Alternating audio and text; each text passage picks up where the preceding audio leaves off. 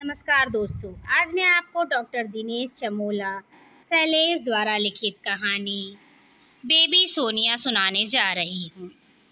एक लड़की थी सोनिया, संकोची कहते ही जिसकी तस्वीर उभरती वह सोनिया ही थी। उसके माता पिता भी उसके इस स्वभाव से चिंतित रहते थे।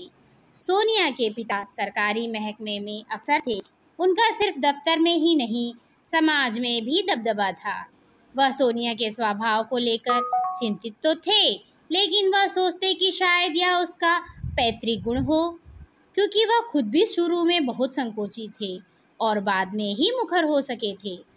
जब छठी कक्षा तक संकोच ने सोनिया का पीछा नहीं छोड़ा, तो उसकी माँ की चिंता बढ़ गई, क्योंकि लोग सोनिया को सीधी सादी लड़की कहते तो माँ समझ जाती कि वे उसे दब्बू व मूर्ख कहना चाहते हैं।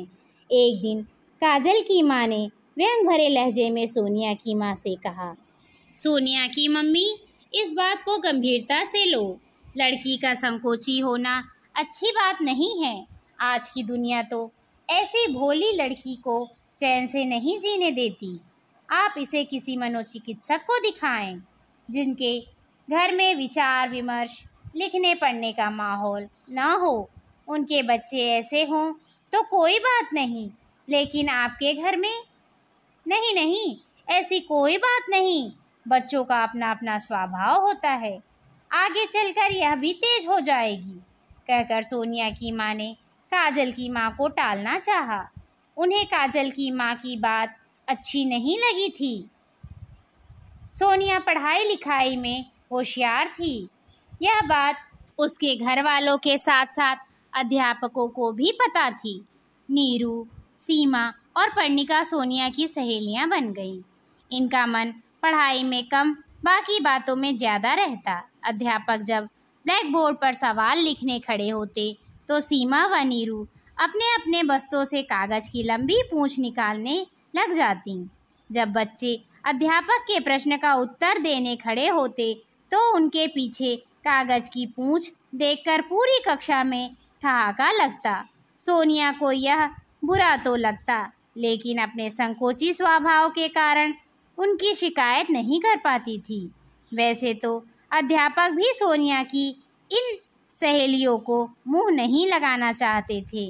वे जब तक अध्यापकों को भी भला बुरा कहने में ना हिचकिचाती थी, इसलिए कोई भी अध्यापक उनसे कुछ भी ना पूछता था। इससे निर्भय होकर उनकी शरारतें और भी बढ़ गई थीं। एक दिन सोनिया की माँ को कहीं नीरू और पर्णिका मिल गईं। वे दोनों लगी सोनिया की बुराई करने। आंटी, सोनिया बिल्कुल भी नहीं पढ़ती। जब सर उससे कुछ पूछते हैं तो वह जवाब भी नहीं देती, बस रोने बैठ जाती है। वह स्कूल का काम भी पूरा नहीं करती। टेस्ट में उसका सी आता है। डर के मारे वह ठीक से चल भी नहीं पाती। वह इतना धीरे चलती है कि चलने में भी संकोच लगता है। वह बहुत डरपोक है आंटी। सोनिया की माँ ने उसके पिता से उसकी सहेलियों की बात बताई। सोनिया भी वहीं थी, लेकिन उसने कोई प्रतिवाद नहीं किया। पिता ने जब सोनिया की रिपोर्ट बुक देखी, तो उसे किसी भी विषय में सी ग्रेड नहीं मिला था। वह हर विषय में अच्छे नंबर लाई थी। आखिरकार सोनिया के पिता ने सोनिया को अपने पास बुलाया और कहा, देखो बेटी, तुम पढ़ने में तेज हो, तुम्हारा स्वास्थ्य अच्छा है, तुम किसी से कम नहीं हो, फिर तुम इन लड़कियों की बकवास बातों का प्रतिरोध क्यों नहीं करती हो? इनके सामने चुप मत रहो, इन्हें समझाओ कि वे गलत कर रही हैं। अगर नहीं मानती तो इनसे किनारा कर लो। सबसे अच्छी मित्र तो किताबें ही होती हैं, जो आगे बढ़ने का रास्ता दिखाती हैं, जबकि तुम्हारी ऐसी सहेलियां कभी नहीं चाहेंगी कि तुम अपना नाम रोशन करो। डरती तुम नहीं, डरती तो वे हैं। उन्हें इस बात का डर है कि तुम्हारे अगर अच्छे नंबर आएंगे तो उनकी पोल खुलेगी। तुम्हें किस बात का डर है? ना तो तुमने कोई चोरी की है, ना किसी से उधार लिया है। तुम क्यों डरोगी? बस तुम्हें मुखर होना है। अपनी इन सहेलियों से पढ़ाई का कोई ना कोई प्रश्न करती रहोगी तो वे या तो पढ़ने में रुचि लेंगी या फिर खुद तुमसे दूर हो जाएंगी।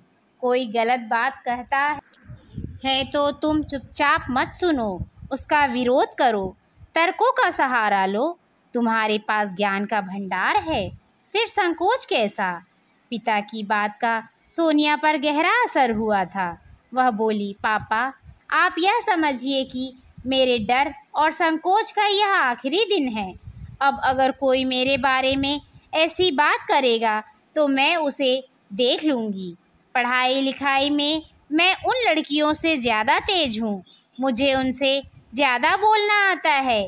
एक दिन मैं आपको कुछ ऐसा बनकर दिखाऊंगी। सोनिया के चेहरे से आत्मविश्वास फूटा पड़ रहा था। सोनिया की माँ ने उसे सीने से लगा लिया। इस कहानी से आपको क्या प्रेरणा मिलती है, यह कमेंट करके अवश्य बताएं। धन्यवाद।